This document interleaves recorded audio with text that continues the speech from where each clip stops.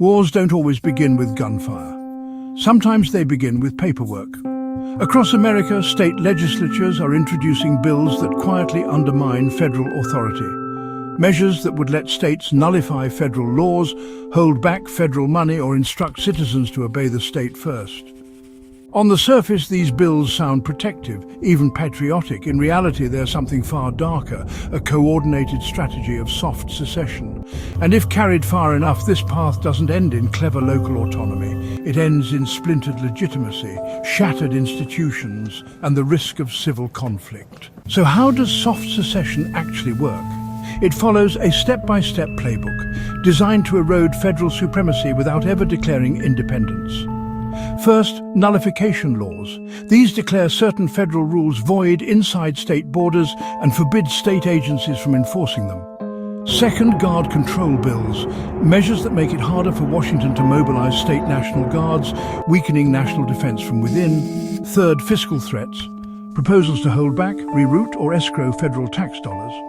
Fourth, border maneuvers, local resolutions urging counties to leave one state for another, even questioning the map itself. And finally, non-cooperation laws, orders telling agencies, and sometimes citizens, to follow state rules instead of federal ones. On their own, each may seem limited, but together and replicated across multiple states, they erode the union from within. Why is this strategy so dangerous? Because it cloaks aggression in legality. The Constitution already provides a mechanism for judging constitutionality, the courts. But these bills bypass the courts, handing that power to state politicians. It also weaponizes plausibility. People may see one measure as a harmless pushback, but as more states adopt copycat laws, the result is a patchwork where federal law varies from county to county, and it's no accident. Nearly identical bills have appeared in Tennessee, Missouri, South Carolina, and Arizona. Coordinated drafting spreads quickly, and once a few states adopt permissive frameworks, others follow. The pivot is from law to legitimacy. The Constitution holds because people accept its authority. When that trust collapses, disputes spill outside the system. Courts can slow this process, but they cannot stop it. Litigation takes years, while the practical effects are felt immediately.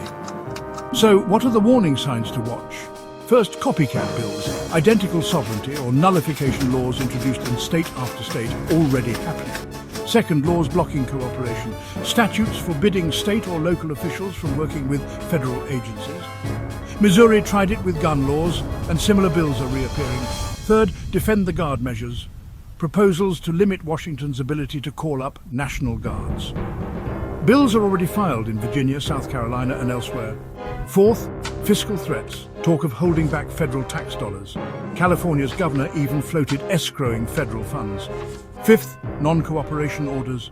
State leaders telling agencies or even citizens to obey state law over federal law. We've already seen this around immigration and environmental enforcement. And finally, coordinated defiance. Attorneys general and governors joining forces to resist Washington through lawsuits and joint campaigns. Each of these milestones marks the slide from protest to fragmentation. Soft secession is not a thought experiment. It is happening one bill at a time, one state at a time. If ignored, it won't lead to a tidy divorce. It will lead to the slow, incoherent unraveling of national authority. And once states normalize deciding which federal laws to obey, the union does not simply weaken, it splinters. And splinters, once forced apart, rarely come back together peacefully.